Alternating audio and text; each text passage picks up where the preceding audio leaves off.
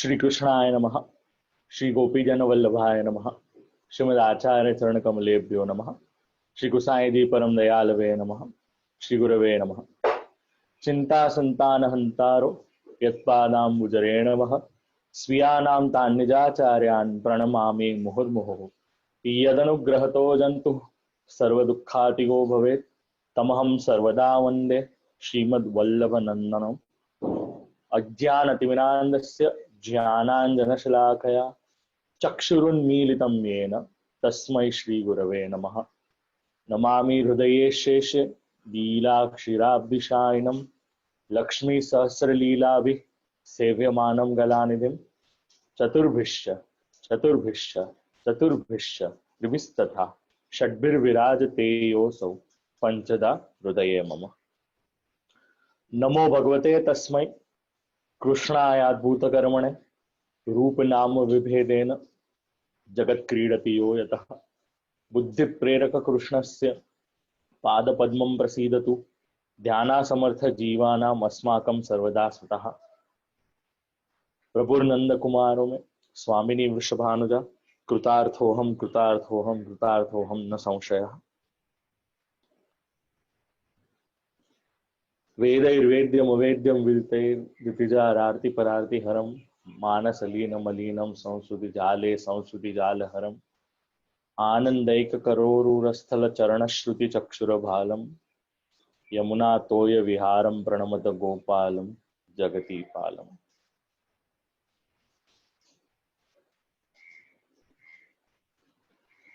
वार्ता 15મી एक ક્ષત્રાણી મહાવનની। આ વાર્તાનું કોરિલેશન ગજ્જનધાવનની વાર્તા, નારાયણદાસ બ્રહ્મચારીની વાર્તા અને આગળની જે જીયાદાસ સુરી અને કપૂર ક્ષત્રિય ઇત્યાદિની જે વાર્તા આવશે એના કોરિલેશનમાં મહાવનની વાર્તા, મહાવનના જે એક ક્ષત્રાણી છે એની વાર્તા આપણે જાણવાનો પ્રયત્ન કરીશું। દેવા કપૂર અને દિનકર શેઠ એ બે વૈષ્ણવો સાથેની આ વાર્તા સંકળાયેલી છે। હવે મહાપ્રભુજીના જે સેવક ક્ષત્રાણી મહાવનની એની વાર્તા કહી રહ્યા છે। સ્વામિનીજીની અંતરંગિણી એવી ભદ્રા, પુલ્લિંગમાં શબ્દ ભદ્ર છે, અહીંયા શબ્દ ભદ્રા છે। ભદ્રનો સરળ અર્થઘટન થાય સારું થવું, શુભ થવું, કલ્યાણ થવું। અહીંયા ભદ્રા એનું નામ। ક્ષત્રિયના ઘરે જન્મી હતી, 11 વર્ષની થઈ તે સમયમાં બાલ વિવાહ પ્રખ્યાત હતા। નાની વયમાં લગ્ન કરાવવામાં આવતા હતા। અમુક સ્થાનોમાં એ ખૂબ પ્રખ્યાત પરિસ્થિતિ હતી, અમુક સ્થાનોમાં ન હતી, પરંતુ ત્યારે ગૃહસ્થાશ્રમ ખૂબ જલ્દી આવી જતો હતો। અહીંયા 11 વર્ષની થઈ ત્યારે મા બાપે લગ્ન કરવા કહ્યું હતું। એણે કહ્યું કે મારા લગ્ન ન કરશો,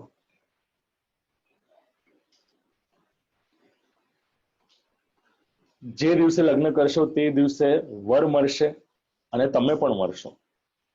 ત્યારે તેઓ ડરીને લગભગ 2 વર્ષ સુધી તો કઈ બોલ્યા નહીં, ચૂપ રહ્યા હતા। પછી જ્ઞાતિ નિંદા કરવા લાગી। આપણે ત્યાંનો સૌથી ખરાબમાં ખરાબ જો કોઈ દુર્વ્યવહાર છે તો લોકો શું કહેશે એનાથી મોટો કોઈ પ્રકારનો વાયરસ છે જ નહીં। For a matter of fact, corona વાયરસે જેટલી જીવને ગતિ આપી છે એના કરતા વધારે જીવને ગતિ આપનાર કોઈ વાયરસ છે તો એ આ જ્ઞાતિવાદ છે, જેનું નામ છે લોકો શું કહેશે। ઘણીવાર આપણું સમગ્ર જીવન લોકો શું કહેશે, લોકો શું વિચારશે એના માટે જ વ્યતીત થાય છે। કોઈ આપણને કે ધર્મ નિભાવવાનું છે, લોકો શું કહેશે, યજ્ઞ આદિ કરવાના છે, લોકો શું કહેશે। ઉપવાસ કરવાનો છે, લોકો શું કહેશે? હળદર વાળું દૂધ પીવાનું છે, પણ લોકો તો એને ટર્મરિક લાટે કે છે. આ લોકો શું કહેશે માં સમગ્ર માનવ જીવન આપણે વ્યતીત કરીએ છીએ અને એ જ વિચારતા રહીએ છીએ કે હું મારી જાતને વધારે સારી રીતે કેવી રીતે દેખાડી શકું, એમાં ને એમાં આખું જીવન વ્યતીત થઈ જાય છે. જરાક આપણે વિચાર કરવો જોઈએ. દામોદરદાસ અંબરવાલાની વાર્તામાં પણ કંઈક આવી જ વાર્તા બંધબેસતી ન હતી. લોકવાદ, લોકો શું કહેશે એના કારણે દામોદરદાસની પત્નીએ દામોદરદાસ અંબરવાલાએ કીધું એકવાર પછી જલ ભરવાની સેવા તરત છોડી દીધી હતી. હવે આજના જમાનામાં કોઈ આપણે શુદ્ધિ કરવાની હોય, કોઈ આપણને કે જાઓ ગોબર લઈ આવો, અને આપણે કોઈને કહીએ કે આપણે ગોબરનું સ્નાન કર્યું, તો સામેવાળી વ્યક્તિ આપણને મૂર્ખતાની લિસ્ટમાં અવ્વલ નંબર પર મૂકવાનો પ્રયત્ન કરશે.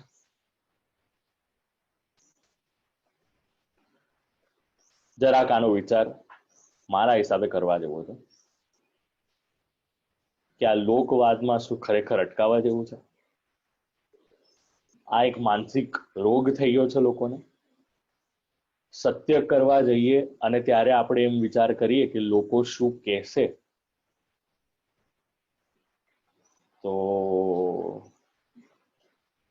कुछ तो लोग कहेंगे, लोगों का काम है कहना, આટલું જ મને યાદ આવે છે. હવે અહીંયા 2 વર્ષ થયા, 13 વર્ષની વય થઈ, લગ્ન કરાવ્યા, ફેરા ફરતા ફરતા જ મા બાપ વર ત્રણેય મરી ગયા.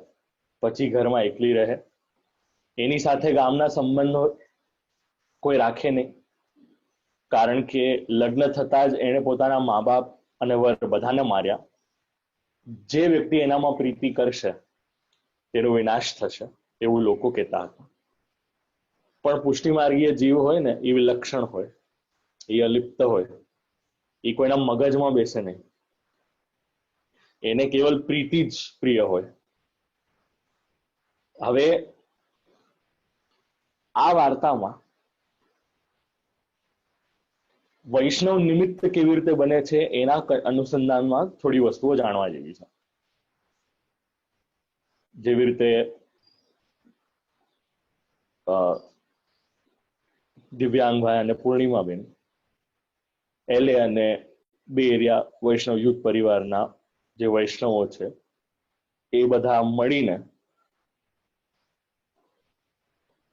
એકત્રિત થયા અને 84 વૈષ્ણવોની વાર્તા શ્રવણ કરવાનો પ્રયત્ન કર્યો. જો એક વસ્તુ કહું આપ લોકોને, કોઈકને કોઈક આવે અને કોઈકને કોઈક આપ લોકોને રેન્ડમલી કોઈક પણ વસ્તુ શ્રવણ કરાવે, શ્રવણ કરવા યોગ્ય છે, પરંતુ ક્રમબદ્ધ જો કંઈક આપણે શીખીએ તો આપણું ભાવનું વર્ધન થઈ શકે છે. એના અનુસંધાનમાં જ આ આખું સત્ર આયોજિત કરવામાં આવ્યું છે અને ક્રમબદ્ધ આપણે 84 વૈષ્ણવની વાર્તા શ્રવણ કરવાનો પ્રયત્ન કરીશું. એનાથી આપ લોકોને એક બીજી સૂચના પણ દઉં. આવતા ગુરુવાર અને શનિવારે ઉત્સવોના દિવસો છે, એ નિમિત્તે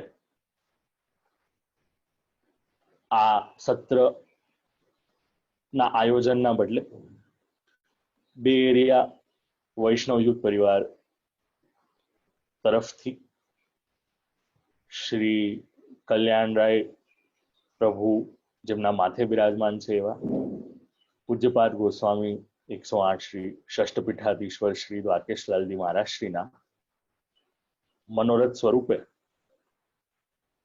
ભારતના ગુરુ અને શનિ અને યુએસએના બુધ અને શુક્ર, જેને વેડનસડે અને ફ્રાઈડે કહેવામાં આવે છે, એનું આયોજન કરવામાં આવેલ છે. સમય આ જ રહેશે લગભગ.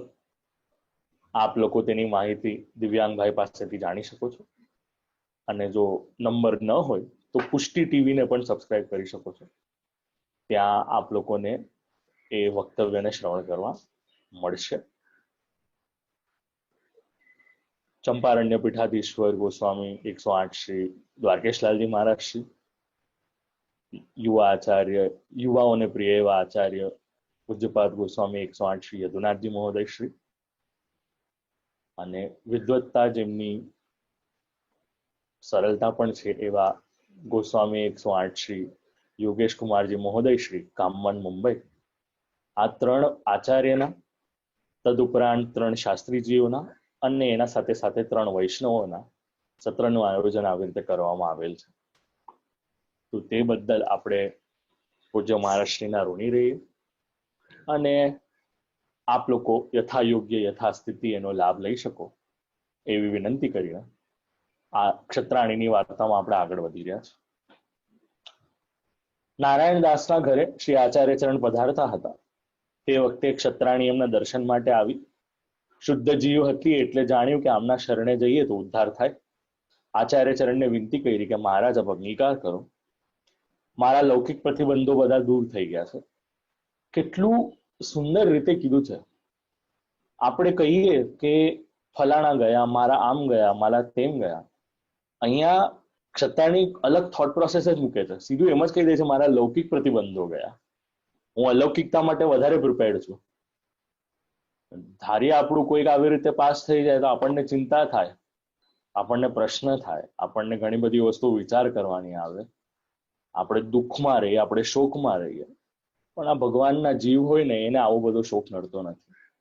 એનો વિચાર સીધો એમ જ આવે છે કે આને આપણે લૌકિક પ્રતિબંધો ગયા છે. આચાર્ય ચરણે નામ નિવેદન કરાવ્યું. ક્ષત્રાણીને કહ્યું કે, ક્ષત્રાણીએ પૂછ્યું વિવેક કરીને કે મહારાજ હવે મારા માટે શું આજ્ઞા છે? ભગવત સેવા કરવાની આજ્ઞા આપી. થોડી તકરાર કરી, કહ્યું કે લીલામાં સદા આપની સેવા કરી છે અને આપે ભગવત સેવા કહી. ભગવત સેવા તો ઘણા કરે છે પરંતુ આપના ચરણારવિંદ મળવા દુર્લભ છે. અહીંયા પ્રસન્ન થઈને કુમકુમ મંગાવીને વસ્ત્ર ઉપર ચરણ કમલ કુમકુમ લગાવીને ચરણ ચિહ્ન પધરાવીને આપ્યા અને કહ્યું આની સેવા કરજો. આપણે ત્યાં ગુરુ પાદુકા માટેના મહાત્મ્ય માટે પણ શાસ્ત્રમાં શ્લોકો આપેલા છે.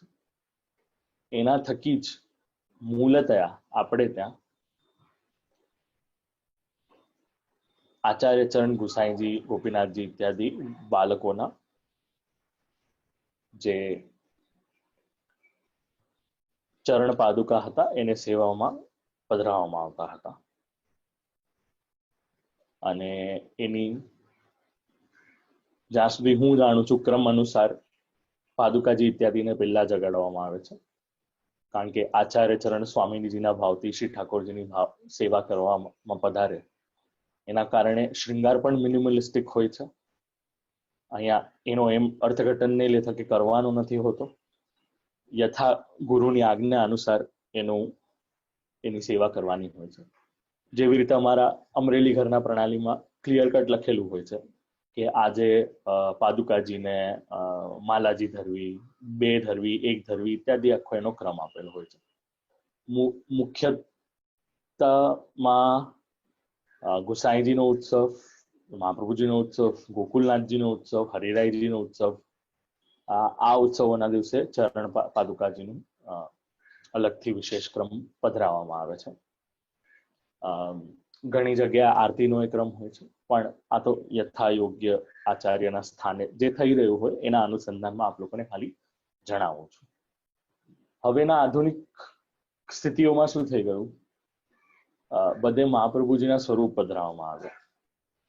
પહેલા શ્રી મહાપ્રભુજીના હસ્તાક્ષર, મહાપ્રભુજીના ગ્રંથોને પણ એવી જ રીતે પધરાવવામાં આવતા હતા. ચરણ પાદુકાજી પધરાવવામાં આવતી હતી. મહાપ્રભુજી ઘણી જગ્યાએ એક વૈષ્ણવને તો બ્રહ્મ સંબંધ મંત્ર પણ પત્ર ઉપર લખીને સેવામાં પધરાવવા માટે આપેલો હતો. તો જરાક આપણે જૂની પરિપાટી, જૂની પ્રણાલી, જે જૂનું જે સેવાનું સેટઅપ હતું એને જરાક જાણવાનો પ્રયત્ન કરીએ. પલંગડી હોય, પલંગડી પર આ પાદુકાજી બિરાજે, પલંગડી ઉપર વસ્ત્ર બિરાજે, પલંગડી ઉપર જે અન્ય સ્વરૂપો હોય પરંપરાગત આવ્યા હોય જેની સેવા આપણે નિભાવી ન શકતા હોય એ બિરાજે. ઘણા વલ્લભકુલના ઘરોમાં શ્રી એક ચાંદીની પેટીમાં શ્રી ભાગવતજી પણ બિરાજતા હોય. ન હોય તો એને વસ્ત્ર બંધનથી પણ એને એવી રીતે પ્રોપરલી પધરાવવામાં આવે છે, કારણ કે શ્રી ઠાકોરજીનું ભાવના અક્ષરાત્મક સ્વરૂપ, વાંગ્મય સ્વરૂપ એ તો શ્રી ભાગવતજી છે, અને ઘણા વૈષ્ણવોને ત્યાં પણ શ્રીમદ ભાગવતજી આવી રીતે બિરાજે છે. જેને પરંપરાગત આવ્યું હોય એ પ્રકારની સેવા નિભાવી શકે. અહીંયા ક્ષત્રાણી સારી રીતે ઘરમાં પધરાવ્યા શ્રી આચાર્ય ચરણને. આચાર્ય ચરણની સેવા શ્રી સ્વામીજીના ભાવથી કરતી હતી. આચાર્યજીના દર્શન આપતા હતા, બધા રસનો અનુભવ કરાવતા હતા. પછી પૃથ્વી પરિક્રમા કરતા કરતા કાશી પધાર્યા. અહીં એક દિવસ ક્ષત્રાણી યમુના જળમાં જળ ભરવા આવી હતી. બ્રહ્માંડ ઘાટ ઉપર ગઈ, ગાગર લઈને શ્રી યમુનાજીના પેઠે કિનારા પર થોડા જળમાં 4 સ્વરૂપો એને દર્શન થયા. ક્ષત્રાણી કહ્યું કે આવા પરમ સુંદર સ્વરૂપ આપ અહીંયા કેમ છો? સ્વરૂપોએ આજ્ઞા આપી કે તું અમને ઘરે લઈ જા. ક્ષત્રાણીએ કહ્યું કે હું આચાર્ય ચરણને પૂછીને આવું. થોડાક દિવસમાં આચાર્ય ચરણ પધારવાના છે, છતાંય હું આચાર્ય ચરણને પૂછીને આવું છું. ગાગર ભરીને ઝટ દોડીને ઘરે ગયા અને શ્રી આચાર્ય ચરણ જે ઘરે બિરાજતા હતા એમને વિનંતી કરી. એક અનુસંધાન આપ લોકોને યાદ દેવડાવું. આસુર વ્યામો લીલા જ્યારે શ્રી મહાપ્રભુજીએ કરી ત્યારે એક વૈષ્ણવ જઈને બીજા વૈષ્ણવને કહે છે કે શ્રી આચાર્ય ચરણ પધાર્યા. ત્યારે કહ્યું કે બની જ ન શકે, આચાર્ય ચરણ તો મારા ઘરે બિરાજ્યા છે. તો ત્યારે ટેરો હટાવ્યો અને દર્શન થયા તો આચાર્ય ચરણ સદાય આવી રીતે આપણા સાથે બિરાજેલા હતા. તો બસ અહીંયા કઈ એવો જ ભાવના છે. પ્રત્યક્ષ નહોતા એવું વિચાર્યું જ નહોતું, આ પ્રત્યક્ષ જ છે એમ વિચાર્યું. ઘણીવાર આપણે એમ વિચાર કરીએ કે આ સ્વરૂપ છે, ઠીક છે, હવે એમાં શું છે, સ્વરૂપ જ તો છે. ઈ સ્વરૂપ જ નથી, સ્વરૂપ જ છે. ઈ સ્વરૂપ નથી, ઈ સ્વરૂપ જ છે. આ ભગવાનનું સ્વરૂપ જ છે. આપણો થોટ પ્રોસેસ જો ચેન્જ કરીએ ને તો આપણે જેટલા કેઝ્યુઅલી સેવા કરતા હોઈએ છીએ ને એ આખો પર્સપેક્ટિવ ચેન્જ થઈ જાય. સેવાના સમયે સેવા જ કરવાની હોય, પાઠના સમયે પાઠ જ કરવાનો હોય, ભગવત કથાના સમયે ભગવત કથા જ કરવાની હોય. એમાં મિક્સચર મેચ મેકિંગ બધું ન ચાલતું હોય. આપણે સેવા કરવા બેઠા હોઈએ પલોઠી મારીને નીચે, અને પાછા આપણે કીર્તન કેવી રીતે કહીએ, આમ જાણે કે આમ મહેરબાની કરી રહ્યા હોય ને, સુની ઉઠ બ્રજ વાલા ગાવત ગીત મંગલ રસાલા, આપણે 25 કામ કરી રહ્યા હોય ને આપણે કીર્તન ગાઈ રહ્યા હોઈએ. કેમ? કારણ કે ગુરુ આજ્ઞા થઈ છે કીર્તન ગાવાની, એટલે આપણે રૂપા પોરિયાના જેમ મનમાં આવે તેમ ગાવા લાગે. કેમ? કારણ કે સેવા પહોંચવાની છે. મારે ઘડિયાળનો કાંટો 9:30 થી 1 મિનિટ પણ વધારે થશે તો બોસ પૈસા કાપી નાખશે. We need to get our priorities straight. We need to get our attitude straight. We also need to get the approach towards seva in the best of ways. Let me be very honest with you over here, right? એટલું જ હતું તો you could have pre-planned it. Maybe you could have woke up half an hour even earlier. You could have adjusted your kirtan kram. You could have adjusted your seva kram. It's all about how do you manage things. અને આ પ્રણાલી છે ને એને stick કરવાના માટે નથી, એક બહુ મેજર ગાઈડલાઈન છે. If you're smart enough to do something else, for example, ત્યારના જમાનામાં ટ્રોલી ન હતી. આજથી 500 years પહેલા ટ્રોલી ન હતી. આજથી 250 years પહેલા ટ્રોલી ન હતી. આજથી 150 years પહેલા પણ ટ્રોલીનો એટલો કોન્સેપ્ટ પ્રખ્યાત ન હતો. Now, if you're smart enough કે થાળી ઉચકવામાં તકલીફ થઈ રહી છે તો ટ્રોલી રાખો. And just take an agna of your Vallabhkul that is it possible for me to do it that way? It's all about management. It's all about how would you like to, find the optimized way of doing seva in the best of time so that you're not missing out on most important things and you're giving justice to all possible things in the best possible way. and in other terms it's also called as division of labor. ઘણા લોકોને એમ હોય છે કે હું મારા young જનરેશન્સને કેવી રીતે આમાં ઇન્વોલ્વ કરું. I'm sure in a country like United States of America, they really love painting. They really love music. They really love, doing some artistic things. Why don't you involve them in pitchwai making? Why don't you involve them in making malajis?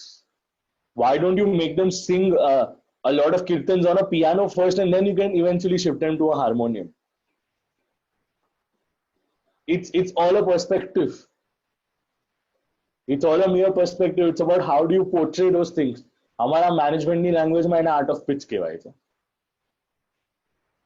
It's how do you propose that thing towards the opposite side અને એ સમજે છે કેવી રીતે અને એને અપનાવે છે કેવી રીતે. આનો બહુ સારી રીતે આપ લોકોએ વિચાર કરવો જોઈએ. And just because in your generation તમને કહેવામાં આવી ગયેલું હતું તમારે આ કરવાનું છે because you didn't have a choice or the audacity to question back your grandparents because whatever they said was true, it doesn't mean the younger generation is also going to behave in the same way.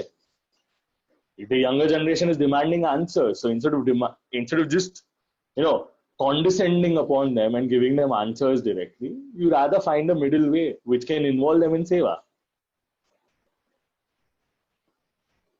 I know an 18-year-old in United States of America who is painting things and is interested in doing seva. I don't know how, but it's those various ways આપણા પર છે, આપણે ભગવત કૃપાથી એને સેવામાં કેવી રીતે વાળીએ છીએ.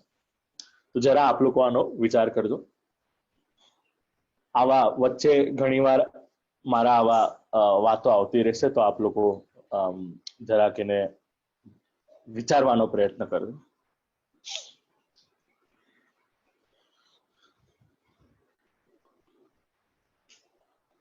અને બીજી એક વસ્તુ કહી દો, without educating yourself and without educating your future generations, trying to make the most out of this mark is really, really, really difficult. Okay? તારા પાસે હરિયાળીની ઝાલર છે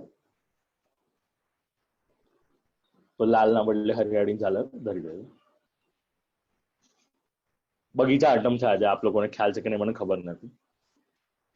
ભારતમાં તો એટલીસ્ટ આજે આઠમ બેસી ગઈ છે એટલે બગીચા આઠમ છે આજે અમારા ઘરની પ્રણાલી અનુસાર. આઈ થિંક આનું અધિવાસન કરવાનું આવશે. હવે અહીંયા ભગવત સ્વરૂપોને પધરાવવા માટે શ્રી આચાર્ય ચરણે આજ્ઞા આપી કે જલ્દીથી પધરાવીને લાવો. ચારે સ્વરૂપને પધરાવ્યા, મંદિરમાં વસ્ત્ર પહેરાવી ભોગ ધર્યો. એમ જતાવ્યું કે ક્ષત્રાણીની મમતા શ્રી આચાર્ય ચરણની સેવામાં હતી, ભગવત સેવા પર ન હતી. એના કારણે વિશેષ કરીને આજ્ઞા માંગવા ગયા હતા. શ્રી ઠાકોરજી ચાર સ્વરૂપ થઈને પોતે જ પધાર્યા. આચાર્ય ચરણની સેવા છે તે વૈષ્ણવ પાસે શ્રી ઠાકોરજી વિના યત્ને આપમેળે જ પધાર્યા છે. એ આચાર્ય ચરણની કૃપા થઈ છે. આ વાત કાશીમાં શ્રી આચાર્ય ચરણે જાણી ત્યાંથી વ્રજમાં પધાર્યા. પહેલા અડેલ પધાર્યા, પછી કડા પધાર્યા. કડામાં દેવા કપૂર ક્ષત્રિય હતા. ગદાધર દાસના પાસે જે ઘર હતું, હવે જુઓ આપણે ગદાધર દાસની વાર્તા પહેલા શ્રવણ કરી હતી, યાદ હોય તો કદાચ આપ લોકોને. ગદાધર દાસે કોને વૈષ્ણવમાં હેલ્પ કરેલી હતી? માધવદાસજીએ. હવે અહીંયા દેવા કપૂર ક્ષત્રિયની વાર્તા આવે છે અને એક વૈષ્ણવ બીજા વૈષ્ણવોને સાથેનો વાર્તાલાપ અહીંયા આપણને જાણવા મળે છે. તો ગદાધર દાસ એક દિવસ છે ને વૈષ્ણવોને પીરસતા હતા, મહાપ્રસાદ લેતા હતા. હવે દેવા કપૂર ક્ષત્રિયને એમનું ઘર છે ને થોડું લોકેશન વાઇઝ થોડુંક ઊંચી જગ્યાએ હતું. ઊંચી જગ્યાએનો અર્થઘટન એ છે પહેલા હિલ એરિયા ને એવી રીતે રહેતું હતું, તો કોઈકનું ઉપરના ભાગમાં હોય, કોઈકનું નીચેના ભાગમાં હોય. તો એમનું ઘર થોડું ઊંચું હતું અને જોયું કે વૈષ્ણવો બધા પ્રસાદ લઈ રહ્યા છે અને વૈષ્ણવોના પાસે બેસીને શ્રી ઠાકોરજી પણ ભોજન કરતા હતા. પોતાના સખાઓના સંગ શ્રી ઠાકોરજી આવી રીતે છાક લીલા, વન્ય ભોજન ઇત્યાદિની લીલાઓ તો કરે જ કરે. અહીંયા પછી એ દર્શન કરીને છે ને દેવા કપૂર ક્ષત્રિયને મૂર્છા આવી હતી. થોડા સમય પછી ગદાધર દાસજીને ત્યાં આવ્યા. પૂછ્યું કે વૈષ્ણવો ક્યાં ગયા? ગદાધર દાસે કહ્યું કે બધા મહાપ્રસાદ લઈને પોતપોતાના ઘરે ગયા. દેવા કપૂરે કહ્યું કે તમારા વૈષ્ણવોની વચમાં શ્રી ઠાકોરજી ભોજન કરતા હતા, એવા મને દર્શન થયા. તેથી મને પછી મૂર્છા આવી હતી. હમણાં જાણીને હું તાત્કાલિક આવ્યો, દોડતો દોડતો. માટે હવે શ્રી ઠાકોરજીના દર્શન મને કઈ રીતે થાય, મને એનો ઉપાય જણાવો. ગદાધર દાસે કહ્યું કે તમારું મોટું ભાગ્ય છે, શ્રી ઠાકોરજીના દર્શન આવી રીતે થયા છે.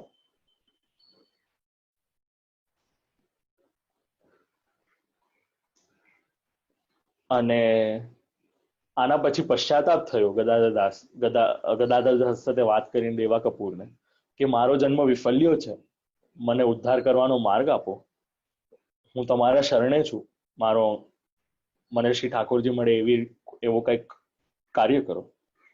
ગદાધર દાસે કહ્યું કે અમે આચાર્ય ચરણના સેવક છે, તમે શરણે જાઓ. આચાર્ય ચરણની કૃપાથી વૈષ્ણવો શ્રી ઠાકોરજીને મળે છે, એમની કૃપા થશે તો તમને પણ મળશે. હમણાં કાશી પધાર્યા છે, 2-4 દિવસમાં અહીં પધારશે. દેવા કપૂરને તાલાવેલી હતી, ઉત્સુકતા હતી. રોજને રોજ આવીને પૂછતા હતા કે આવ્યા, આતુરતા વધી હતી. એક દિવસ જ્યારે આચાર્ય ચરણ પધાર્યા ત્યારે દેવા કપૂર આવીને આચાર્ય ચરણને દંડવત કર્યા, વિનંતી કરી કે શરણે લો. ગદાધર દાસે શ્રી કૃપા આચાર્ય ચરણને દેવા કપૂરના સમાચાર કહ્યા હતા. કોઈ પણ ભગવત કાર્ય થાય ત્યારે એની પ્રીતિ પહેલા જ આચાર્યને પહોંચી જાય છે. વૈષ્ણવમાં શ્રી ઠાકોરજીના દર્શન કર્યા હતા, એમની આરતી થઈ છે, દૈવી જીવ છે. આચાર્ય ચરણે પ્રસન્ન થઈને કહ્યું, નામ નિવેદન કરાવ્યું. આજ્ઞા શું છે? ભગવત સેવા કરવાની આજ્ઞા આપી. વ્રજમાં ચલો, ત્યાં આપને એક સ્વરૂપ પધરાવીશ. આ દેવા કપૂર ક્ષત્રિયની પ્રી ભાગની વાર્તા. પછી આપ લોકોને બીજી વાર્તા કહું, એ છે ગજ્જન ધાવનજીની, જે આપણે ગયા સત્રમાં શનિવારે શ્રવણ કરવાનો પ્રયત્ન કર્યો હતો. એનાથી ફરી એકવાર જે નવા લોકો પધાર્યા છે એ લોકો માટે વાત જણાવી દઉં. આવતો ગુરુવારનો અને શનિવારનો એ સત્ર નહીં હોય, એના બદલે બીજો સત્રનું આયોજન કરવામાં આવેલ છે. આપ લોકોને તેની ડિટેલ્સ માહિતી મળી જશે. અને યુએસએમાં બુધવાર અને શુક્રવાર હશે, ભારતમાં ગુરુવાર અને શનિવાર હશે. આચાર્ય ચરણ આગ્રામાં પધાર્યા. ગજ્જન ધાવન ક્ષત્રિય હતા, પિતા પાસે ખૂબ દ્રવ્ય, 4 દીકરા. ગજ્જન નાનો, ઘરમાં ગજ્જનની માં હતી, સ્ત્રીઓમાં બીજું કોઈ હતું નહીં. બન્યો દિવસ એક એવો, પિતા નાવ પર ભવૈયા સાથે નાચ કરાવી રહ્યા હતા. ગજ્જન અને બાકીના દીકરાઓ પણ ત્યાં હતા. ગામના બધા સગા સંબંધીઓ 60 માણસ હતા. રાત અડધી વયથી હતી. નાવ અચાનક ફાટી, બધા ડૂબ્યા. એક ગજ્જન જ હાથ જે નાવમાં બચ્યા હતા. ત્યારે બધા પામ્યા. કિનારા પાસે ગજ્જન આવ્યા, ત્યાંથી ઘરે આવ્યા, સમાચાર આપ્યા કે બાપા અને ભાઈઓ આવી રીતે રહ્યા નથી. ગજ્જનની માં સતી થઈ, ગજ્જન એકલા રહ્યા, વેપાર કરવાનું છોડી દીધું. 2-4 ઘડી યમુનાજી પર જઈને બેસે, પોતાના ઘરે પણ બેસી રહે. મનમાં વૈરાગ્ય આવ્યું હતું, કારણ કે પિતા, ભાઈ, બાપ બધા ઇત્યાદિ મર્યા હતા. શું કરવું? ભગવાન કૃપા કરે તો સારું. આ પ્રકારે બધી ઉદાસતા રાખતા હતા. વળી આગળ જતા જીયાદાસ સુરી ક્ષત્રિય પણ આગ્રામાં રહેતા હતા. વર્ષના એમની ઉંમર હતી 60 વર્ષ. આગ્રામાં કોટવાડી લીધી હતી. એક બ્રાહ્મણ સ્ત્રી અને એક શૂદ્રનો ચુકાદામાં એમને રિશ્વત લીધી હતી અને બ્રાહ્મણને ખોટી પાડી હતી. બ્રાહ્મણ અપ્રસન્ન થયા હતા. ત્યાર પછી ગયા, મનમાં પશ્ચાતાપ થયો કે આમાં ખોટા કામ કરવા પડે છે. બ્રાહ્મણ પાસે ગયા અને કીધું મેં ખોટો ચુકાદો આપ્યો, લોભોવશ ખોટી વાત કરી, ઘણું ખરાબ કર્યું. એમણે પોતે સામેથી પૈસા આપ્યા, વ્યાજ સહિત રૂપિયા આપ્યા અને ઉપરથી 10 રૂપિયા આપીને બ્રાહ્મણને પ્રસન્ન કર્યા. તે બ્રાહ્મણ ખૂબ આશીર્વાદ આપવા લાગી. જીયાદાસને પણ વૈરાગ્ય આવ્યું. યમુનાજીના કિનારે આવ્યા. ત્રીજા પહોરે ઘેર આવીને ખાનપાન કરતા. કેટલાક દિવસમાં જીયાદાસનો દેહ સારો થયો. એનું કારણ એ હતું એમને કોઢ આવ્યો હતો. એ કોઢ દૂર થયો હતો. ખોટું કામ કરે એટલે એની અસર શારીરિક અવસ્થાઓ પર તો આવે જ આવે, કારણ કે એ માનસિક ઝેર કેવલ મનમાં નથી રહેતું, અપિતુ પૂરા શરીરમાં એને ત્રાસ આપવાનું શરૂ કરે છે. હવે આવા બે વૈરાગ્ય હોય વૈષ્ણવમાં, તો ગજ્જન શ્રી યમુનાજીના કિનારે બેઠા હતા, જીયાદાસ સુરી પણ આવીને બેઠા હતા, અરસપરસ વાતો કરી. ગજ્જને પોતાની વાત કહી, જીયાદાસ સૂરીએ પોતાની વાત કરી. બેવે વિચાર કર્યું કે ભગવાનની પ્રાપ્તિ થાય તો સારું. બેવે એ વસ્તુનો આગ્રહ કર્યો. એક વસ્તુ સારી હતી, યમુનાજીના કિનારે બેઠા હતા, એના થકી શ્રી યમુનાજીનો આશ્રય થયો હતો, અને શ્રી યમુનાજીનો આશ્રય કર્યો. ભગવત સત્સંગ કરે. એક દિવસ કડાથી શ્રી આચાર્ય ચરણ પધાર્યા હતા, કિનારે સંધ્યા વંદન કરતા હતા, એટલામાં ગજ્જન અને જીયાદાસ આવ્યા, દર્શન કર્યા. કૃષ્ણદાસ મેઘનને કહ્યું કે હા, દક્ષિણમાં કૃષ્ણદેવ રાજા ની સભામાં અને કાશીમાં પણ માયાવાદનું ખંડન કર્યું, ભક્તિમાર્ગ પ્રગટ કર્યો છે. એવા જ આ શ્રી આચાર્ય ચરણ નામ નિવેદન કરાવ્યું. ત્યારબાદ વિનંતી કરી, કહ્યું કે અમારું શું કર્તવ્ય. બધી પુરાની જૂની બધી વાત કરી હતી. સાથે સાથે પુરુષોત્તમ દાસ અને છબીલદાસ જે બે દીકરાઓ હતા જીયાદાસના, એને પણ અંગીકાર કર્યા હતા. બેવે વિનંતી કરી કે હવે શું આજ્ઞા, ભગવત સેવા કરવાની આજ્ઞા છે, પણ મારા સાથે એના માટે વ્રજ જવાનું. હવે નારાયણદાસ બ્રહ્મચારીની પણ વાર્તા આવે છે. આ જો વાર્તામાં છે ને ફ્લેશબેક આવે.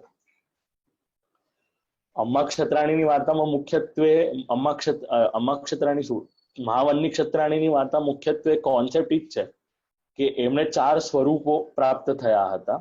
શ્રી ઠાકોરજી એમને નિમિત્ત બનાવ્યા હતા, અને એમની રતિ પ્રતિમતિ બધી પ્રીતિ શ્રી આચાર્ય ચરણના શ્રી ચરણોમાં હતી. પણ આ નિમિત્ત સ્વરૂપે 4 વૈષ્ણવોને ઠાકોરજી પધરાવવામાં આવ્યા હતા. એનો વિચાર આપણે આ વાર્તામાં મેન કરવાનો છે, આજે નહીં.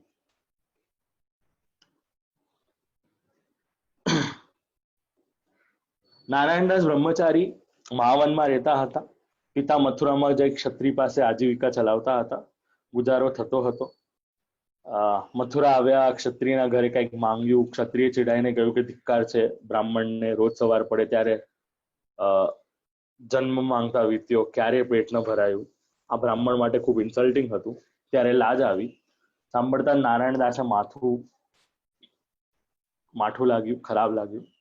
મહાવન ચાલે આવ્યા. પિતા બીજા ઠેકાણેથી માંગીને મહાવન આવ્યા. નારાયણદાસે કહ્યું કે મારું મોં ન જોશો, હું તમારી લાવેલી ભીખ ખાઈશ નહીં, એવું વિચાર કર્યો. પિતાએ સમજાવ્યા કે બ્રાહ્મણનું કર્મ છે દાન લેવું અને દાન દેવું, એનો વિચાર કર્યો.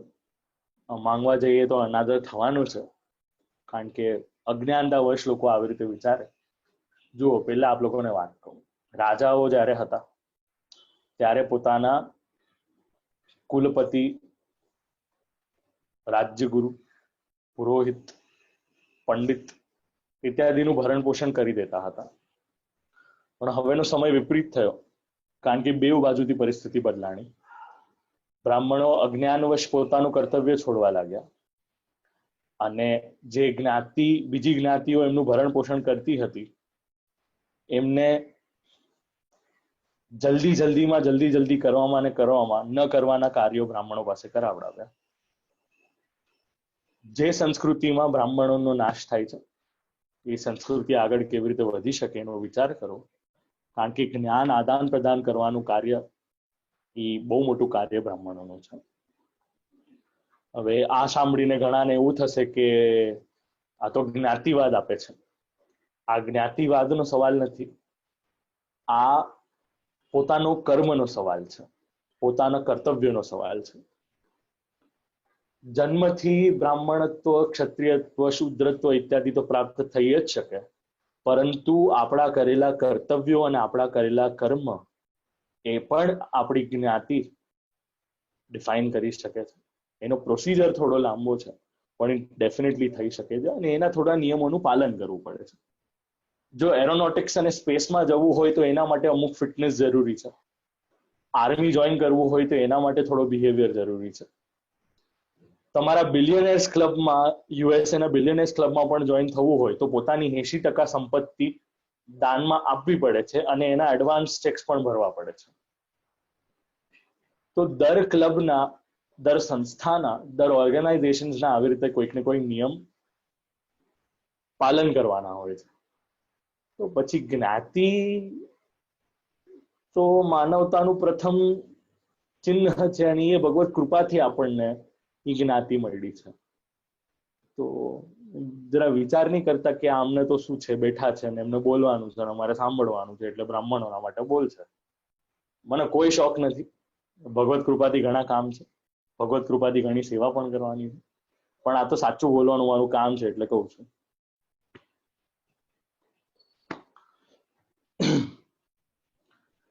હવે સમય આવ્યો નારાયણદાસના શું કહેવાય, માતા પિતાનો પણ દેહ છૂટ્યો હતો. હવે ખૂબ દ્રવ્ય માટે ઉપાય કર્યો નારાયણદાસે, પરંતુ દ્રવ્ય મળ્યું નહીં. જે અષ્ટસિદ્ધિ જણાવી છે, ઘણા સાધન કર્યા, ન પ્રાપ્ત થયા.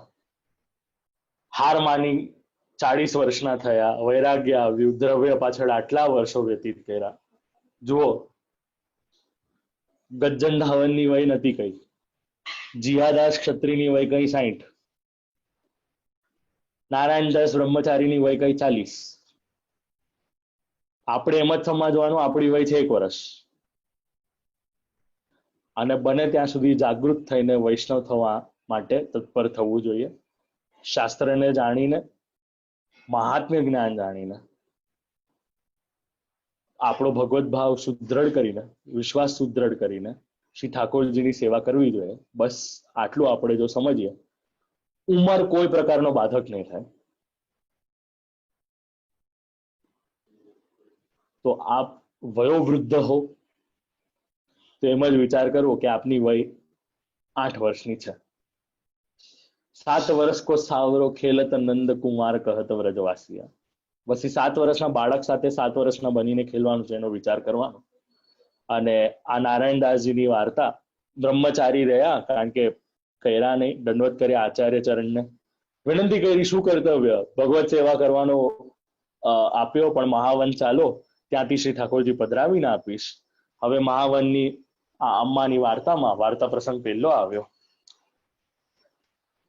આના સાથે સાથે નારાયણદાસના ભત્રીજીને પણ નામ નિવેદન કરાવ્યું હતું. જે ઘરમાંથી બગાડ કાઢતી હતી ને, યાદ હશે કદાચ આપ લોકોને, અહીંયા ત્યાં એમને દ્રવ્ય દેખાતું હતું, બધું બગાડ કાઢી રહ્યા હતા. એ ભત્રીજીને પણ નામ નિવેદન કરાવ્યું હતું. અને યાદ હોય તો રાધા સહચરીજીના સખી હતા શ્રી નારાયણદાસ બ્રહ્મચારી. આ તો ખાલી કહું છું, આપ લોકો બધા સર્વજ્ઞ છો, હું તો મૂળ છું, એટલે મારું તો કામ છે આવું બધું યાદ દેવડાવતા રહેવાનું.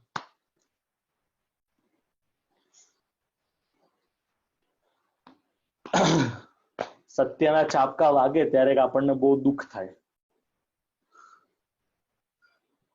પણ ક્યાં સુધી અજ્ઞાનતા વશ આંખ બંધ કરીને આંખ મીચોની લીલા રમવાનું નક્કી કરેલું છે.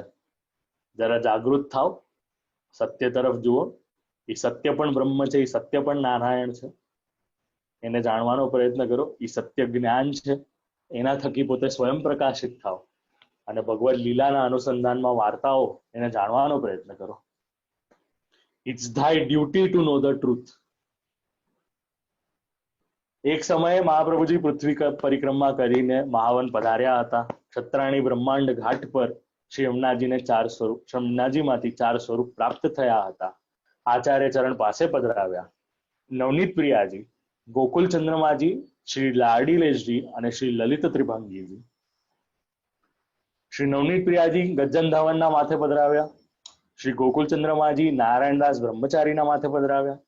શ્રી લાડીલેશજી જીયાદાસ સુરી ક્ષત્રિયના માથે પધરાવ્યા અને શ્રી લલિત ત્રિભંગીજી દેવા કપૂરના માથે પધરાવ્યા.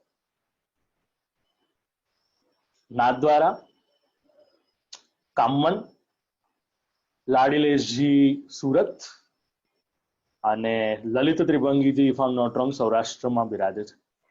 લલિત ત્રિભંગીજીનું સ્થાન મારે એકવાર જોવું પડશે. 3 અંગોથી વાકા એવે ત્રિભંગ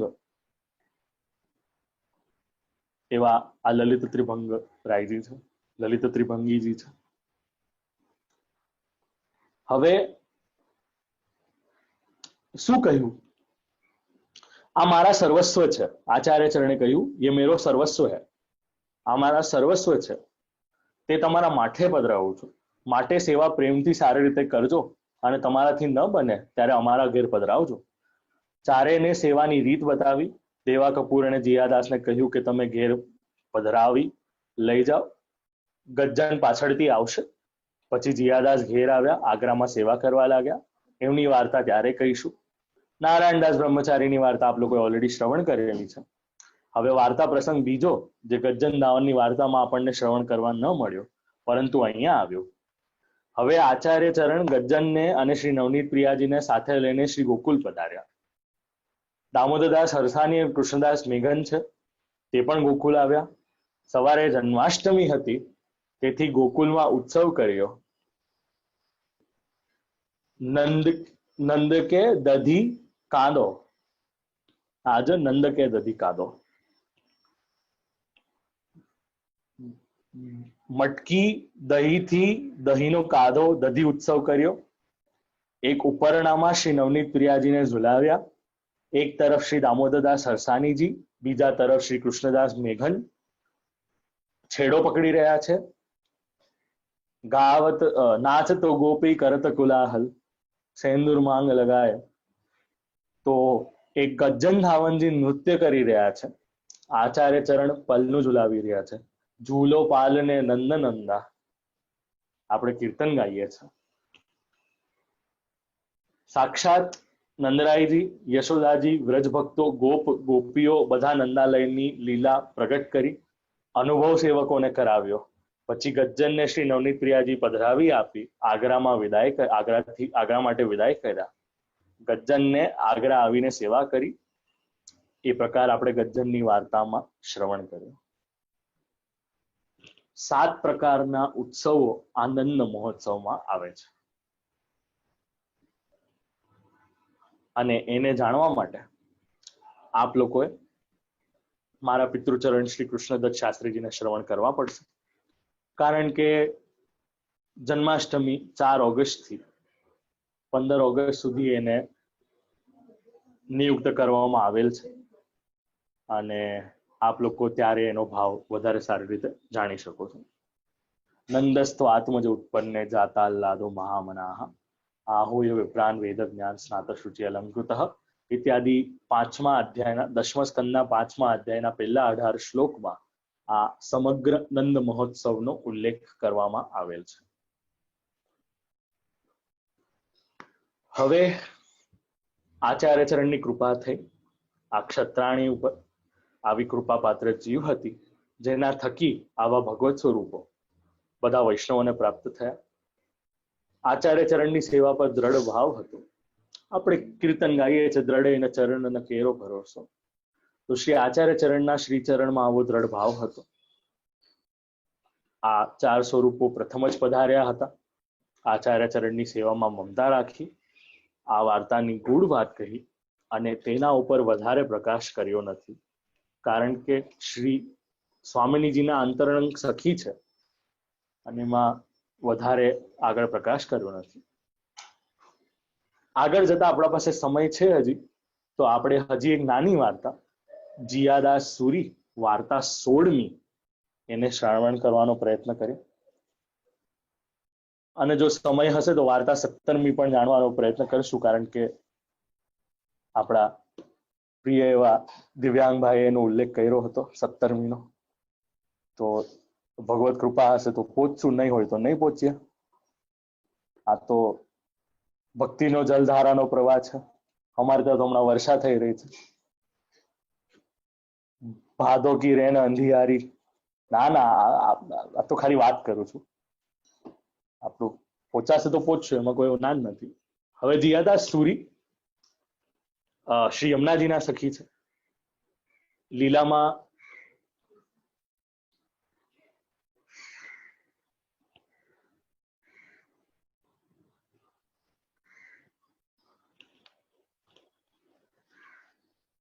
જીયાદાસ ક્ષત્રિય લીલામાં યમુનાજીના સખી છે, એનું નામ છે શ્યામા. હવે શ્યામાની 5 સખીઓ છે, તેમાં કહીએ એમના નામ કે છે આગળ જતા. કાવેરી પુરુષોત્તમ દાસ થયા, મનોહર છબીલદાસ થયા, હીરા કૃષ્ણદાસ થયા, છબીધામા સખી હરજી થયા, મંજુકી સખી મથુરામલ થયા. હવે એનું કારણ આપ લોકોને ખબર પડશે, કારણ કે જ્યારે લાડીલેશજીની સેવા કરી છે ને, ત્યારે આટલા બધા ભગવદીઓ એક સાથે સેવા કરી છે યથાક્રમમાં. તો આપણે એ જાણવાનો હમણાં પ્રયત્ન કરીશું. એના મને આપ લોકો 1 મિનિટનો બ્રેક આપજો.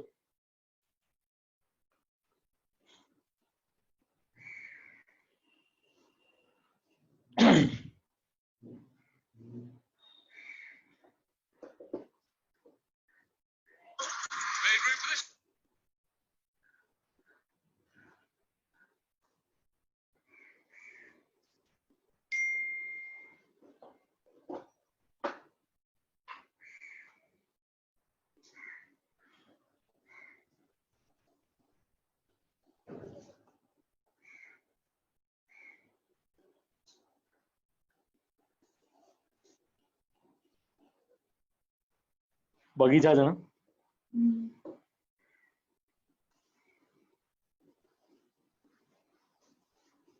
ઊભી થા.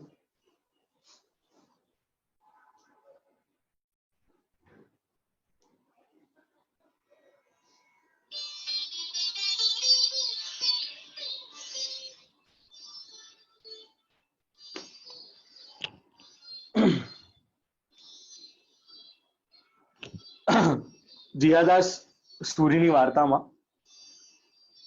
આચાર્ય ચરણે લાડીલેશજી પધરાવ્યા હતા. આગ્રા આવ્યા, સવારથી સાંજ મન લગાડીને સેવા કરતા હતા. તનુવિત્તજા માનસીસા પરામતા કરી અનવસર કરતા વિરહ આવ્યો, દેહ છૂટી ગયો. લાડીલેશજી 4 પહોર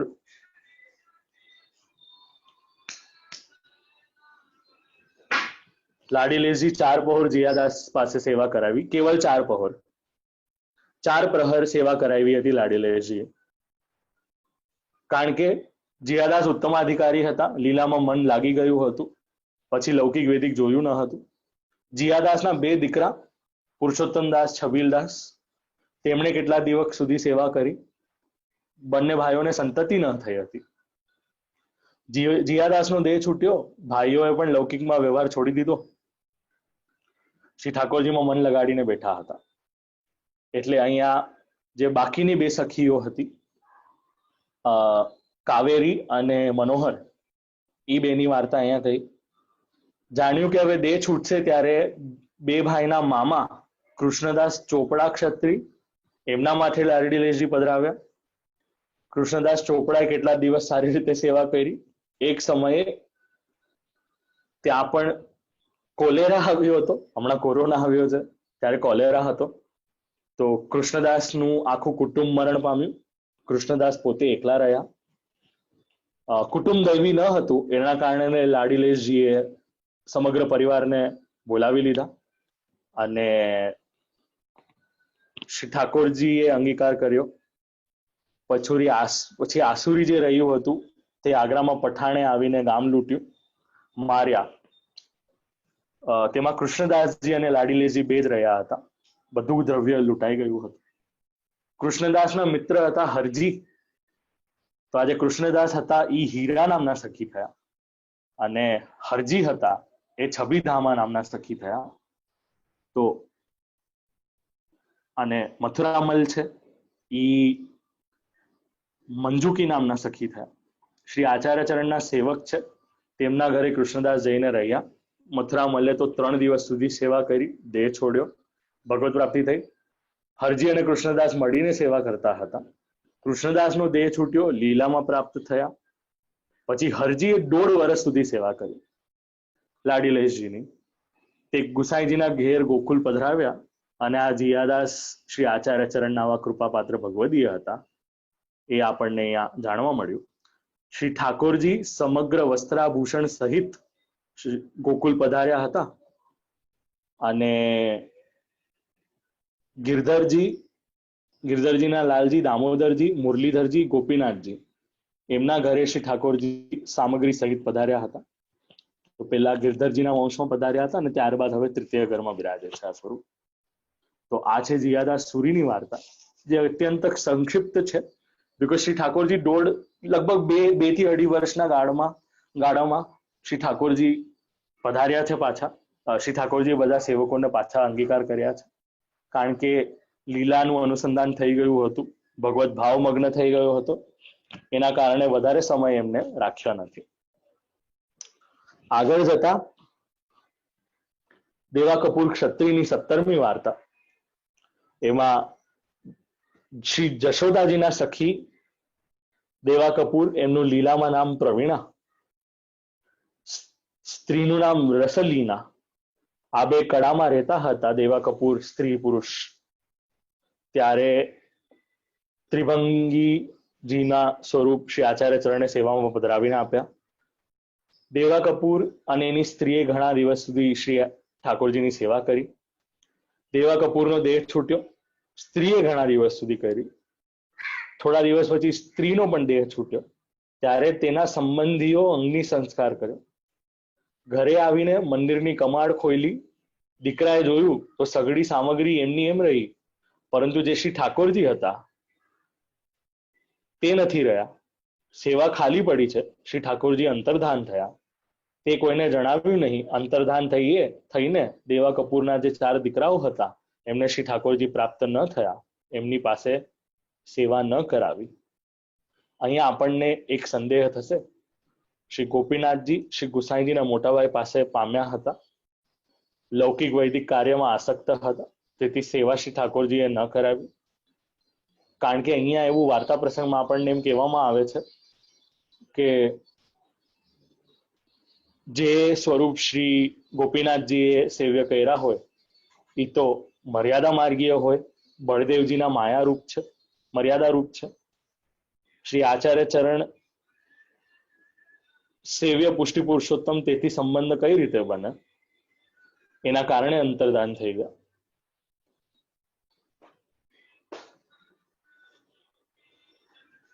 જે 4 દીકરાઓ હતા એમને શ્રી ગોપીનાથજી પાસે નામ પામ્યા હતા.